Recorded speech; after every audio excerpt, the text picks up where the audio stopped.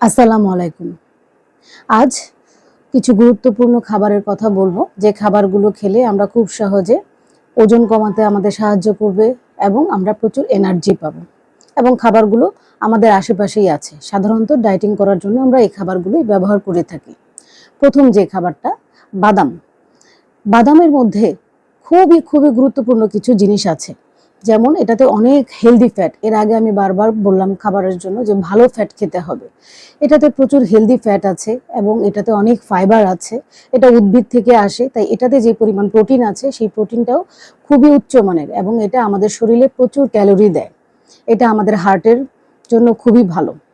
দ্বিতীয় যে খাবারটার কথা বলবো সেই খাবারটা হচ্ছে চিয়া সিড। 28 গ্রাম চিয়া সিডে 11 গ্রাম ফ্যাট থাকে এবং এটা খুবই ভালো ফ্যাট। এতে যে পরিমাণ শর্করা আছে পুরাটাই ফাইবার। এটা হৃদরোগের ঝুঁকি কমায় এবং রক্তচাপ মানে ব্লাড প্রেশার কমাতেও সাহায্য করে। তাই চিয়া সিড খাওয়াটাও ডায়েটিংয়ের জন্য খুব ভালো।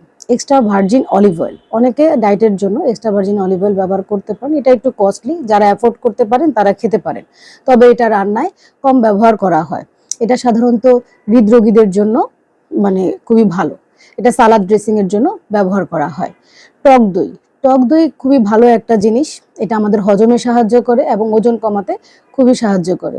এটাও রোগ প্রতিরোধ ক্ষমতা বাড়ায় এবং হৃদরোগের ঝুঁকি কমায়।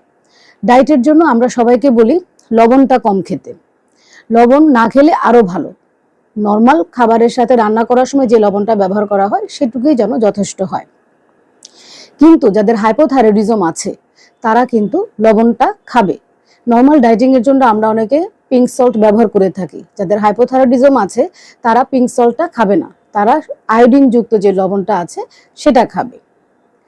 এছাড়া আরো কিছু খাবারের কথা বলতে চাচ্ছি, যেমন বিভিন্ন মানে ভিটামিন, যে আমরা জানি না যে ভিটামিনগুলো কোন কোন খাবারে আছে। যেমন একটা মা যখন সে চায় যে আমি প্রেগনেন্ট হব, তখন থেকে শুরু করে 3 মাস গর্ভবতী পর্যন্ত ফলিক অ্যাসিড খুবই গুরুত্বপূর্ণ। আমরা ট্যাবলেটের মাধ্যমে সেটা নিয়ে থাকি, কিন্তু ফলিক অ্যাসিড যুক্ত যে খাবারগুলো আছে, যেমন সবুজ শাকসবজি এবং দুগ্ধ জাতীয় খাবার, মানে দুধ থেকে তৈরি যে খাবারগুলো আছে সেই খাবারগুলোতে প্রচুর ফলিক অ্যাসিড আছে। যাদের রক্ত শূন্যতা আছে তাহলে তারা হচ্ছে প্রচুর লাল শাকসবজি, সবুজ শাকসবজি খাবে। প্রোটিন তাদেরকে খেতে হবে। তারপরও কারেকশন না হলে তারা ডাক্তারের পরামর্শ নেবে।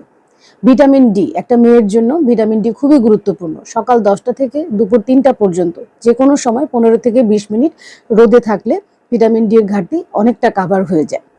ভিটামিন ই, ভিটামিন ই একটা ভালো সুস্থ ডিমের জন্য খুবই গুরুত্বপূর্ণ।